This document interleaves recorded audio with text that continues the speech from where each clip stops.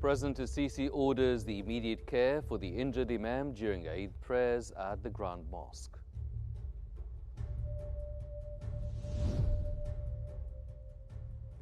Foreign Minister Badr Abdulati discusses strengthening ties with his Cypriot counterpart.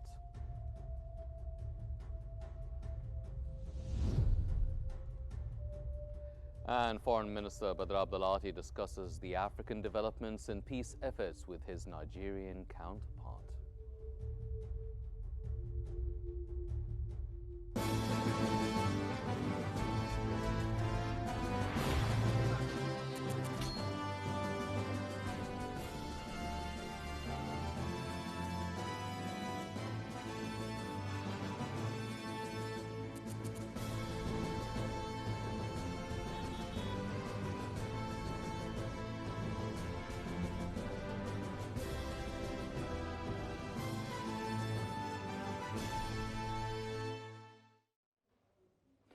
You're watching Q News. I'm Hani Saif, and these are the news in Egypt. President Abdel Fattah el-Sisi ordered the immediate care for an injured imam after noticing his condition during Eid prayers at Egypt's Grand Mosque. During Eid al-Adha prayers at the Grand Mosque in the new administrative capital, President el-Sisi noticed an injury in an imam's foot as the latter stood to greet him. In a swift humanitarian gesture, the president instructed his office to arrange medical treatment. Egypt's OF Minister, Osama al-Azhari, expressed gratitude for the president's care and support for religious leaders and citizens alike.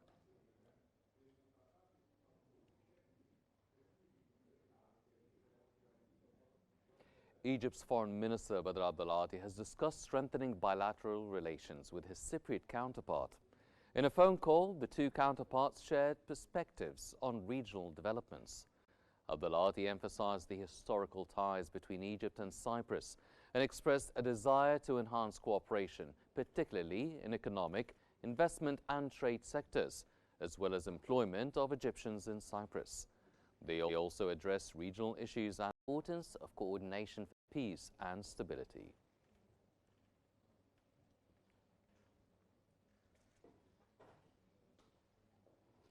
Egypt's Foreign Minister Badr Abdulati has discussed African developments, collaboration with the African Union for peace with his Nigerian counterpart. The two foreign ministers addressed the situation in Gaza, condemning Israel's violations of international law. Abdulati discussed Egypt's readiness to support Nigeria's terrorism. He also expressed pride in the strong bilateral relations and historical ties, aiming to enhance cooperation in economic, trade and agricultural sectors.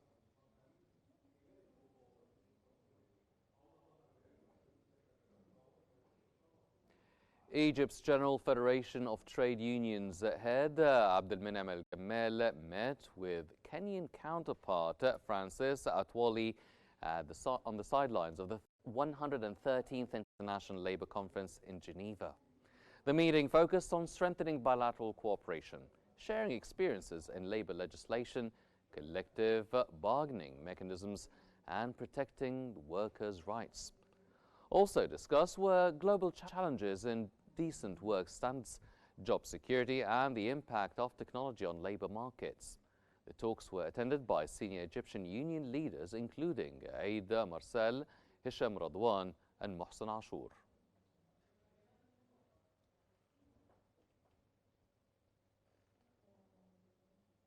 A high-level Indian parliamentary delegation led by MP Supriya Sule met the senior Egyptian officials in Cairo, including Foreign Minister Dr. Badr Abdulati and Arab League Secretary General Ahmed Abul Ghait.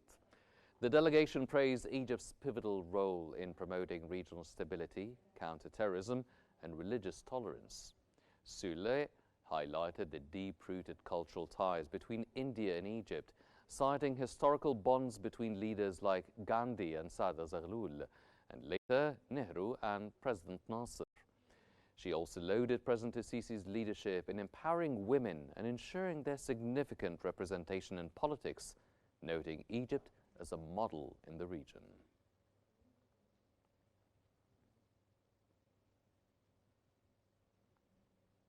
Labour Minister Mohammed Gibran hailed the ILO's decision to grant Palestine observer state status, calling it a historic milestone for Palestinian representation. Gibran congratulated the Palestinian delegation of officials, business leaders and workers after the International Labour Organization voted overwhelmingly in favor of granting Palestine observer status. The motion passed with 386 votes supporting, 15 against and 42 abstentions during the ILO's 113th session in Geneva. Gibran said the recognition strengthens Palestine's position within international labour forums.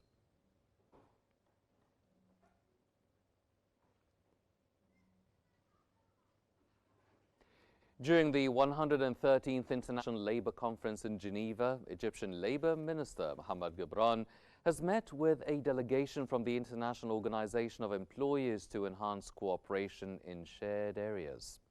Gibran highlighted Egypt's efforts to create an investment-friendly work environment, emphasizing legislative support for labour rights and vocational training. The IOE delegation acknowledged Egypt's industrial and economic progress, expressing interest in collaboration to improve working conditions for both employers and workers.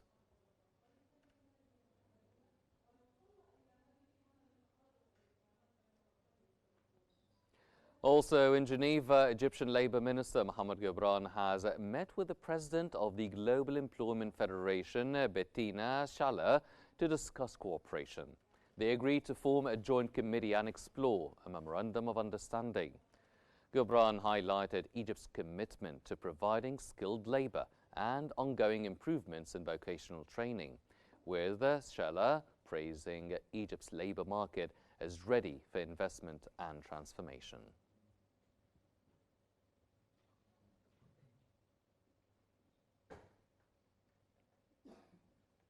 Pope Theodorus II phoned Pope Leo to congratulate him on his election as head of the Catholic Church and invited him to visit Egypt.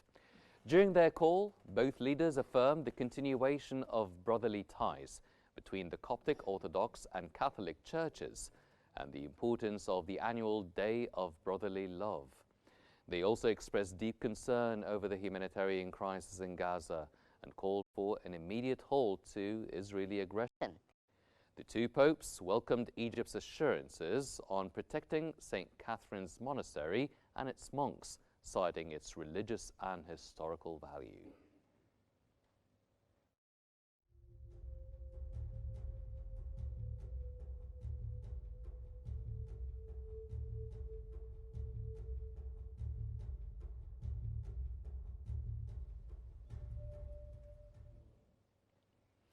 Under the patronage of the Ministry of Social Solidarity, the Egyptian Red Crescent is distributing aid meat to over 20,000 low-income families nationwide. As part of its humanitarian campaign, the Egyptian Red Crescent is delivering sacrificial meat to vulnerable families during Eid al-Adha using a verified database. Volunteers are operating from prepared centers that ensure safety and quality in meat distribution. Meanwhile, the ministry has launched the second phase of the Ahl al-Khair competition to spotlight impactful food aid campaigns ahead of next Ramadan.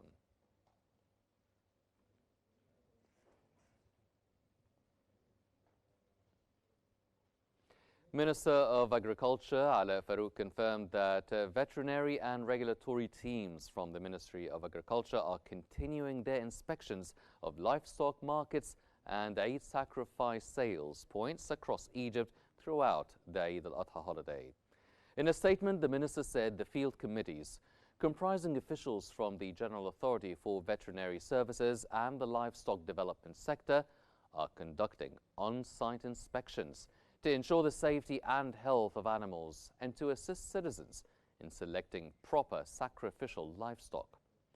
Farouk also stressed on the importance of curbing random slaughtering in streets, urging citizens to use government abattoirs, which are offering free slaughter services and veterinary inspections during Eid.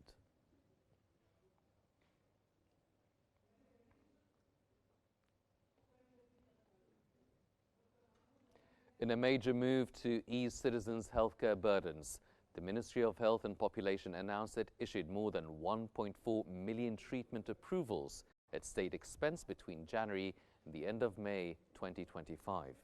The initiative, carried out under the directives of President Abdel Fattah El-Sisi, covered 1,417,499 patients at a total cost exceeding 10.1 billion Egyptian pounds. The ministry emphasized that the program is part of an ongoing national effort to ensure accessible health care and reduce the financial pressure on vulnerable families.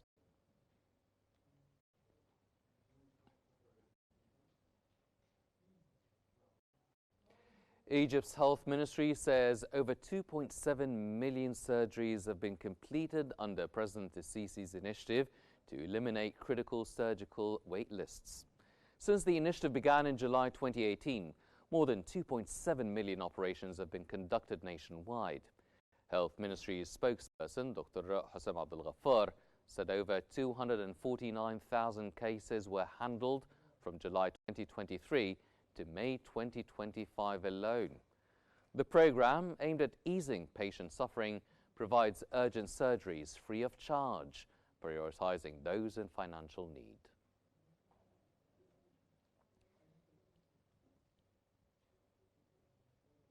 The Ministry of Health and Population has announced that more than 59.8 million visits have been recorded under Egypt's National Women's Health Initiative since its launch in July 2019. Dr. Hosam Abdel Ghaffar, spokesperson for the ministry, said the figure includes over 22.6 million first-time visits, 24.4 million follow-up visits, and around 12.7 million walk-in consultations. He urged women to continue undergoing regular health checkups through the initiative, stressing that early detection of breast tumors significantly reduces the burden on both patients and the healthcare system. The initiative provides free treatment according to the latest international medical standards.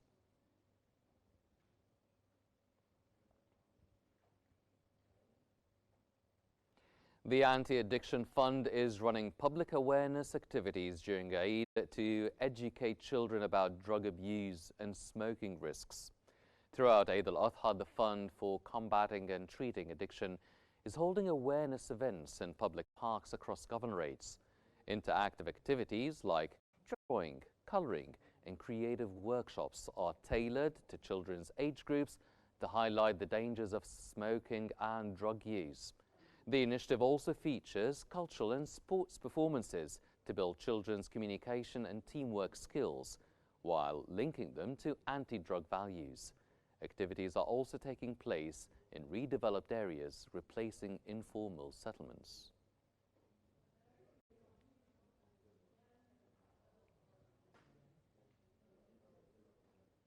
Egypt's agricultural exports brought in over $10 billion in revenues in 2024, according to a cabinet report released today. The infographic published by the Information and Decision Support Center highlighted Egypt's resilience amid global economic challenges. The report emphasized that Egypt only exports surplus production after meeting local market needs in a bid to stabilize domestic prices and open international markets to support farmers.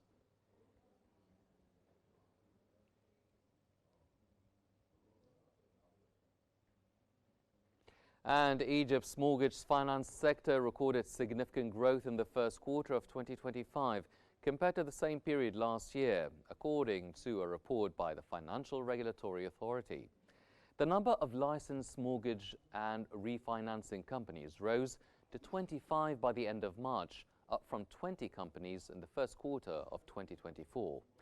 Meanwhile, the number of certified real estate valuation experts rose to 179, an 8.5% rise year on year. The report also showed a notable jump in market activity. A total of 4,838 beneficiaries received mortgage financing worth £3.019 billion in the first quarter of 2025, up from 1,183 beneficiaries and £1.437 billion in the first quarter of 2024, reflecting a 60% increase in the number of recipients and a 110% surge in total financing value.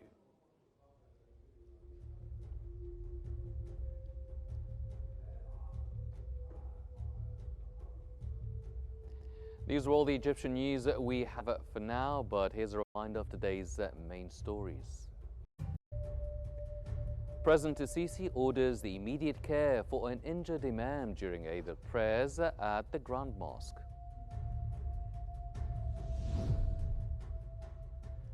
Foreign Minister Badr Abdulati discusses strengthening ties with his Cypriot counterpart.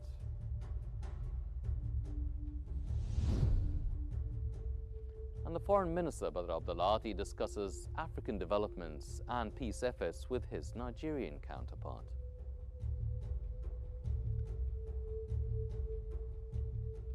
That's all for now, but please remember to stay updated by following Qnews for the latest updates. Thank you for joining us.